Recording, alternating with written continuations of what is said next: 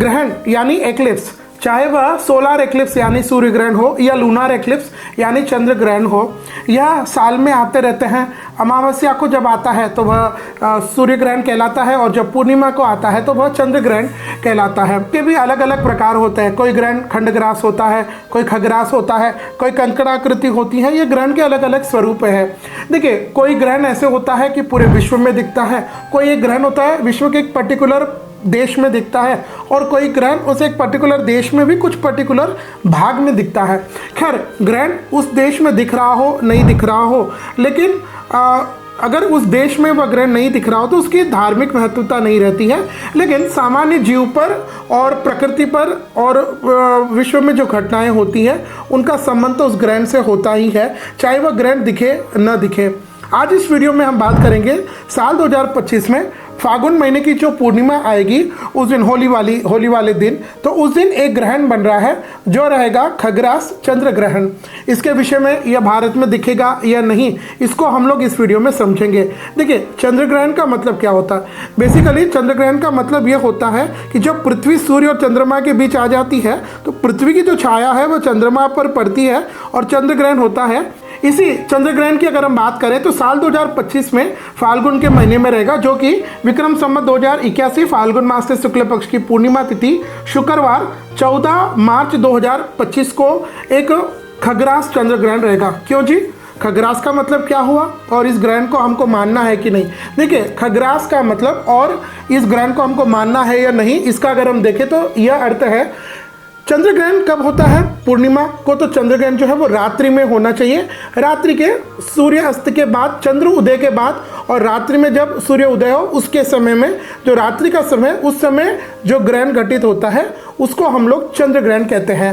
साल 2025 में पूर्णिमा का यह जो ग्रहण रहेगा, विश्व में अलग अलग देशों में अलग अलग समय रहेगा, लेकिन भारत में अगर हम इस ग्रहण के समय की बात करें तो यह प्रातः 6:27 से दोपहर के 2:18 तक रहेगा।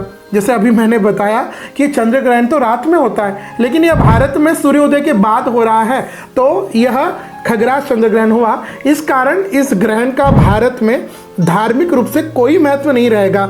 जब धार्मिक रूप से उस ग्रहण का महत्व नहीं रहता है तब सूतक आदि भी नहीं लगता है, क्योंकि जनरली ग्रहण का 9 घंटे 12 घंटे पहले सूतक लग जाता है। तो इस पूर्णिमा वाले ग्रहण का भारत में धार्मिक महत्व नहीं है तो सूतक नहीं लगेगा।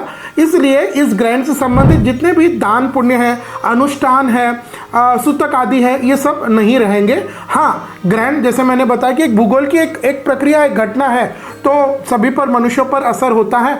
इसके रिजल्ट प्रकृति में आगे हम चर्चा करेंगे, अच्छा बुरा जो भी होगा। लेकिन जो गर्भवती स्त्रियां हैं उनको भारतीय समय अनुसार, जो मैंने अभी ग्रहण का समय बताया, सुबह 6:27 से दोपहर के 2:18 के बीच में प्रयास करें आप अपने घर में, अपने कमरे में रहें। केवल इतनी ही सावधानी गर्भवती स्त्रियों को लेना है।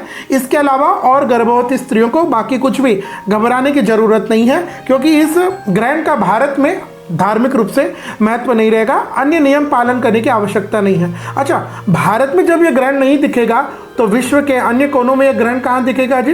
तो भारत को छोड़ करके जहाँ यह ग्रहण जिन देशों में दिखेगा उन देशों में यह America, Africa, Europe, Japan, Australia, New Zealand और रशिया और चीन के कुछ भागों में यह ग्रहण दिखेगा। तो यह ग्रहण भारत में तो यह खग्रास चंद्र ग्रहण रहेगा।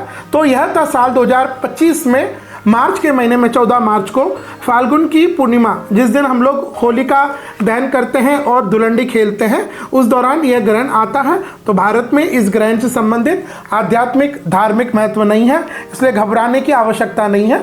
नॉर्मल आप भारत में दिखेगा नहीं तो अपनी आंखों से हम वैसे भी देख नहीं सकते। सावधान रहें और अपने कर्मों को इस दिन अच्छे रखें, यह प्रयास आप इस दिन अवश्य कीजिएगा।